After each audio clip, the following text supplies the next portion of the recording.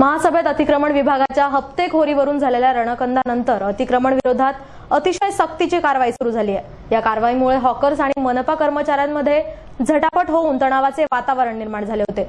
तसेच यावेळी भाजीपाल्यांसह गाड्याही जप्त करण्यात आल्या। सोमवारी महासभेत अतिक्रमणाचा विषय गाजला होता। अतिक्रमण विभागातील कर्मचारी महिला कर्मचारीही हप्तेखोरी करत असल्याने अतिक्रमणे निघाली तरी पुन्हा तेथेच येतात, तसा सदस्यांनी आरोप केलाय। सकाळी 11:30 वाजेच्या सुमारास बळीराम पेठेत सक्तीची कारवाई सुरू झाली। बळीराम मंदिरासमोर यावेळी प्रचंड गर्दी झाली होती। मंदिराच्या मागील गल्लीतून तसेच समोर ओक मंगल कार्यालयाच्या जवळील गल्लीत काही भाजी विक्रेत्यांनी गाड्या आणि भाजीपाला लपवून ठेवला होता। अतिक्रमण विभागाच्या कर्मचाऱ्यांनी या गल्लीत जाऊन कारवाई सुरू करताच भाजी विक्रेता आणि मनपा यांच्यात झटापट सुरू झाली। या भागात गर्दी वाढू लागल्याने पोलिसांनी हस्तक्षेप करून एका जणाला ताब्यात घेतले। या झटापटीत भाज्या रस्त्यावर विखुरल्या होत्या। त्यानंतर बळीराम मंदिराच्या आवारातही काही जणांनी भाज्या लोखंडी रॅक गाड्या ठेवल्या होत्या आणि सर्व सामान जप्त करण्यात आले।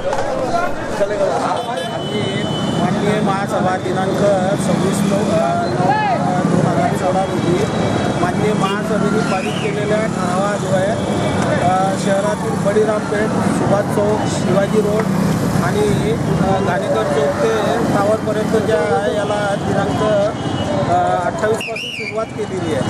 या कारवाईमध्ये जवळपास 40 ते 45 रोड गाड्या, भाजीपाला वगैरे हे सगळे जप्त करण्यात आले। आणि आज कोणकोणत्या भागामध्ये कारवाई करणार आहे? आज पूर्ण तोच भाग रिपीट करून त्या भागातलं परत जे काही नवीन झालेलं असेल किंवा सुटलेलं असेल ते संपूर्ण निष्कासित करणार। महानगरपालिकेत पिंपराडा, गणेश कॉलनी या भागाचा सुद्धा प्रश्न, तिथे काही कारवाई केली का तुम्ही अतिक्रमणाची? हा उपनगरीय भाग यानंतर घेण्यात येणार आहे आणि हार्ट ऑफ सिटीमधली कारवाई झाल्यानंतर त्यानंतर उपनगरीय भागातली कारवाई हाती घेण्यात येईल। ही कारवाई किती दिवस चालू ठेवणार आहे तुम्ही? ही सतत चालू राहील।